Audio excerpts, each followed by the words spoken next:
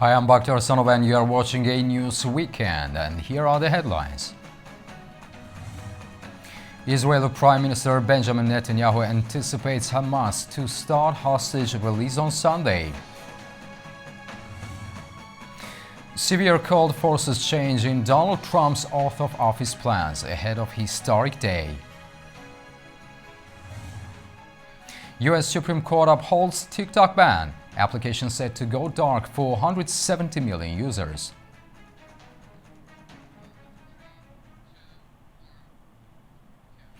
Israel Prime Minister Benjamin Netanyahu has said he expects the Palestinian militant group Hamas to begin releasing hostages on Sunday, as mediators inform that the agreement will come into effect early in the morning.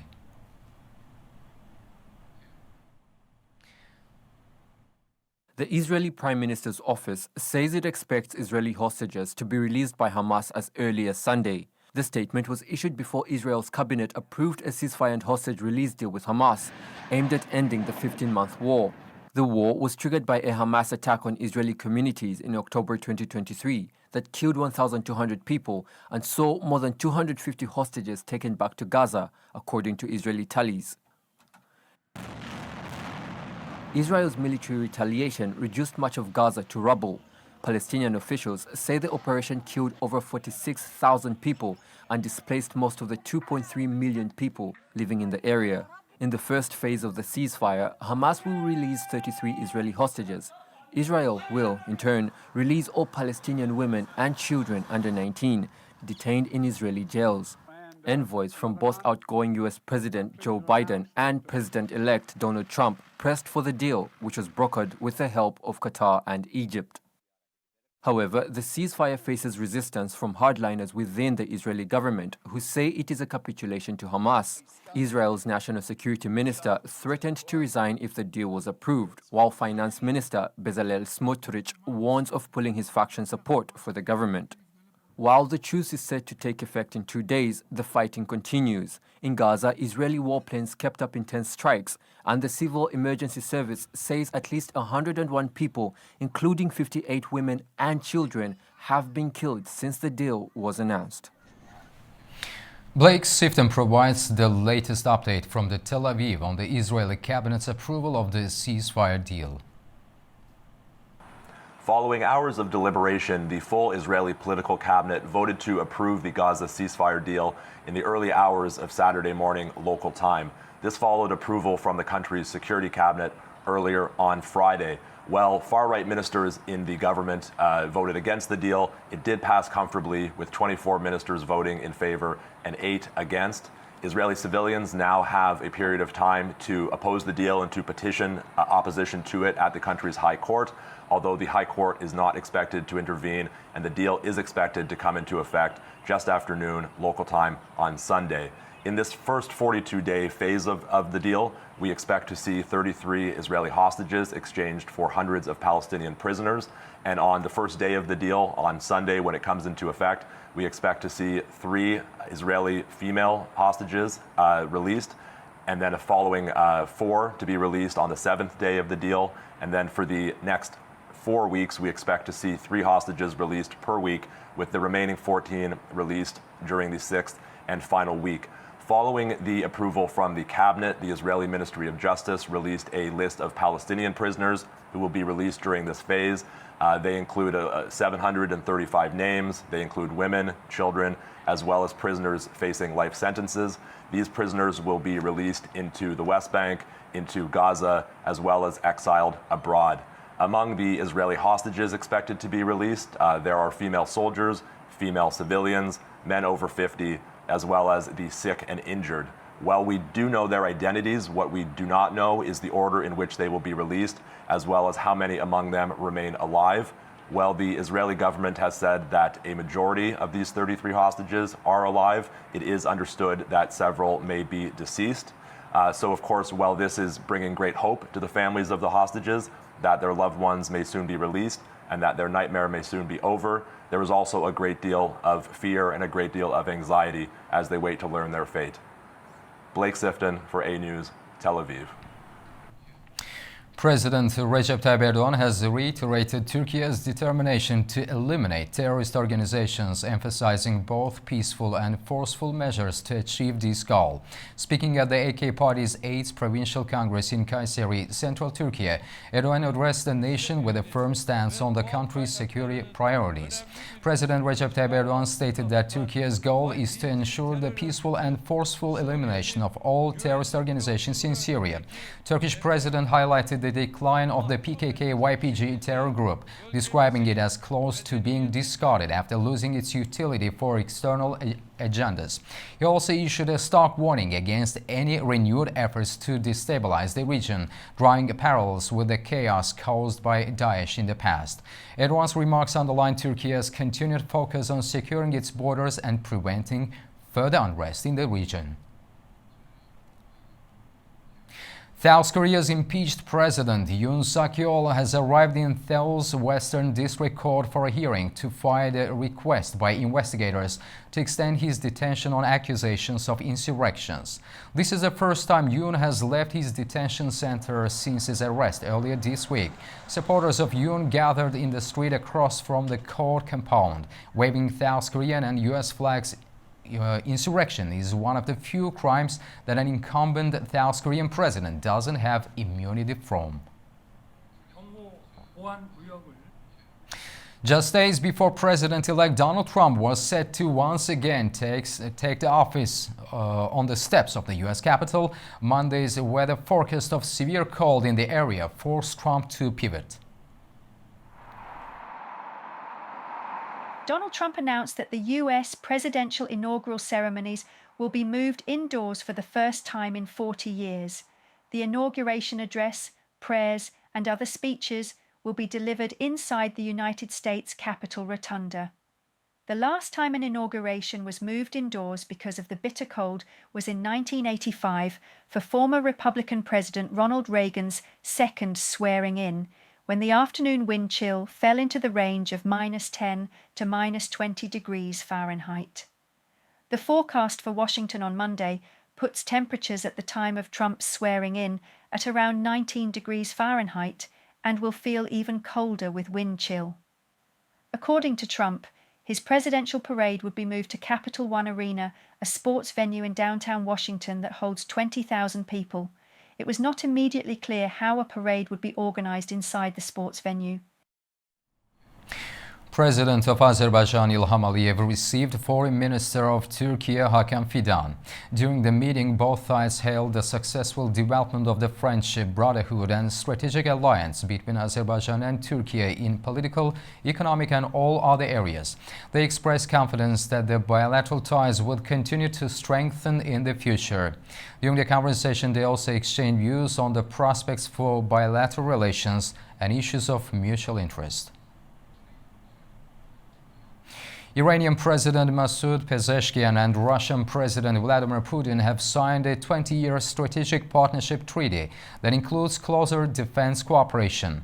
Iranian and Russian officials said the comprehensive strategic partnership treaty covers areas from trade and military cooperation to science, culture, and education.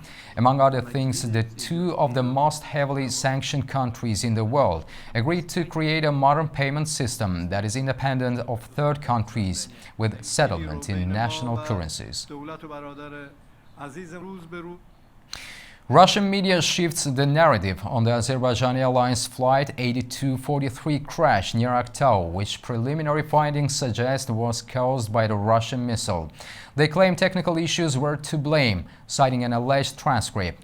Experts, however, see this as part of a familiar pattern of denial in past aviation tragedies.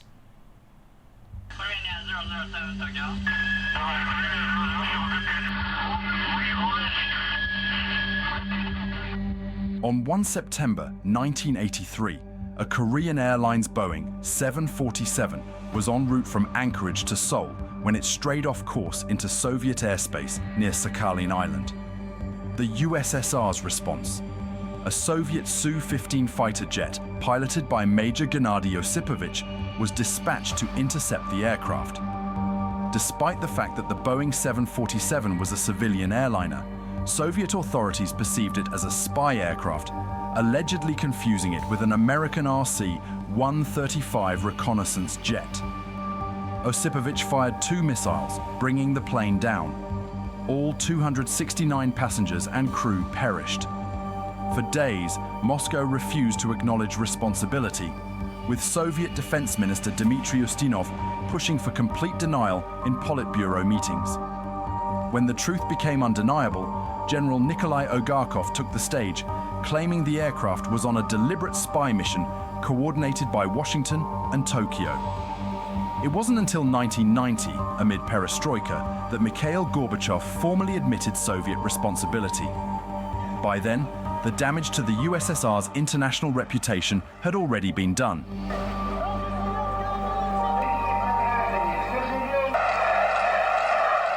Fast forward 3 decades, and another Boeing, another missile, and another denial.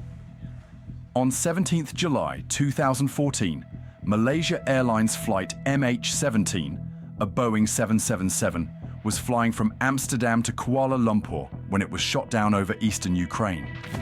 The aircraft was at 33,000 feet, cruising over Donetsk, an area controlled by Russian-backed separatists, when it suddenly disappeared from radar. The wreckage was scattered over a 50 square kilometer area. All 298 people on board, including 193 Dutch nationals, 43 Malaysians, and 27 Australians, were killed instantly. International investigators quickly determined that the aircraft had been struck by a Buk surface-to-air missile, a system used by Russia's 53rd Anti-Aircraft Missile Brigade based in Kursk. Russia's reaction followed a familiar pattern: initial denial. Moscow claimed Ukrainian forces had shot down the plane. Disinformation campaigns, Russian state media pushed dozens of alternative theories, including claims that a Ukrainian fighter jet had attacked MH17.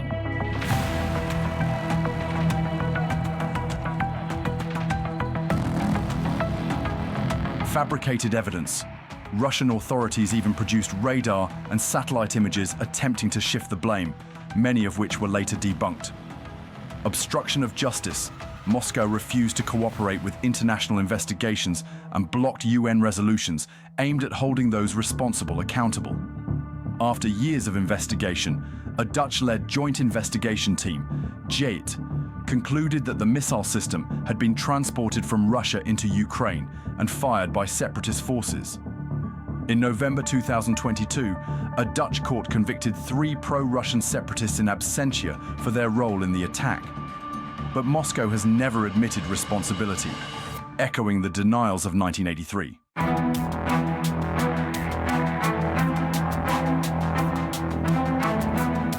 Now, in 2024, another passenger aircraft tragedy unfolds, and the playbook remains unchanged. The Azerbaijan Airlines flight 8243 crash near Aktau bore clear similarities to the previous incidents. Preliminary findings indicated that the plane was struck by a Russian surface-to-air missile, SAM, over Chechnya before it lost control. High-resolution images from the crash site further supported the external explosion theory. Aviation experts noted that the nature of the debris pattern and impact sites were consistent with a mid-air detonation caused by an external strike, ruling out engine failure or onboard detonation. Then came Putin's apology to Azerbaijan's President Ilham Aliyev, an implicit admission of responsibility, though not a public acknowledgement. Yet now, days later, a new Russian narrative emerges, a transcript leak implying a technical malfunction rather than an external attack, a media campaign to shift public perception. Going on with initial alternative theories, including claims that a bird strike caused an engine failure or that a fuel tank explosion led to the crash, despite evidence pointing to an external impact. No official confirmation, just strategic ambiguity, the same approach used for MH17 and KAL 007. Azerbaijan's government remains unmoved by these shifting Russian explanations. President Ilham Aliyev has made it clear. Bugün biz tam açık aydın diyebiliriz ki Rusya tarafından terör vuruldu. We can clearly say today that the plane was shot down by Russia. Yine de This is a fact, and no one can deny this fact. Again, we are not saying that this was done intentionally, but it was done. We have clearly expressed our demands to the Russian side. These demands were officially communicated to them on the 27th of December. What do these demands consist of? First of all, the Russian side must apologize to Azerbaijan. Secondly, it must acknowledge its guilt. Thirdly, those responsible must be punished, brought to criminal responsibility, and compensation must be paid to the Azerbaijani state, to the injured passengers and crew members. Ve Azerbaycan devletine ve zarar çeken sərnişin ve ekipaj üzvlerine tezminat ödemelidir. Will Russia acknowledge responsibility this time? With historical precedent in mind, the Aktau crash raises the same question as before. Will Moscow admit responsibility like it eventually did in 1990? Or will it continue the denialist playbook of 2014, refusing to take the blame indefinitely? The world is watching. The families of the victims deserve the truth.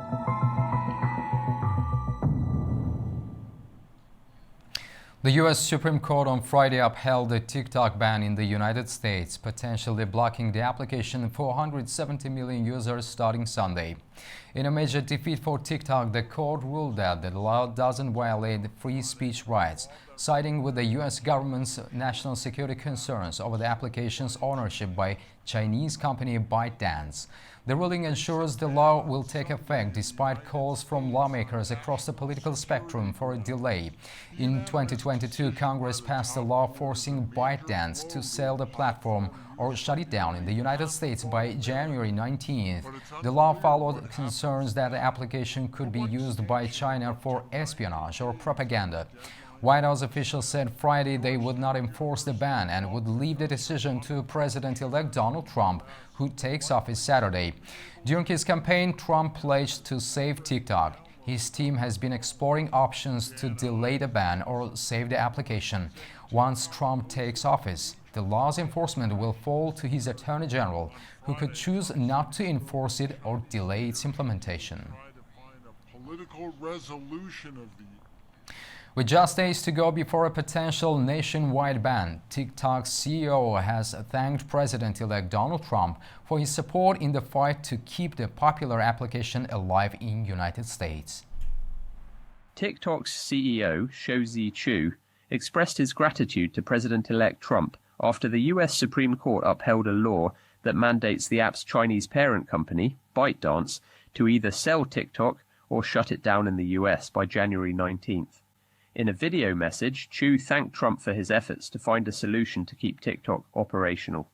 As you know, we have been fighting to protect the constitutional right to free speech for the more than 170 million Americans who use our platform every day to connect, create, discover, and achieve their dreams. On behalf of everyone at TikTok and all our users across the country, I want to thank President Trump for his commitment to work with us to find a solution that keeps TikTok available in the United States. As the future of TikTok in the US hangs in the balance, Chu directly addressed the platform's 170 million American users, pledging to fight for their right to continue using the app. Chu's message highlights TikTok's role in the lives of millions of creators, small businesses, and everyday users. But for now, the clock is ticking, and the app's future in America remains uncertain as decisions rest with incoming leadership.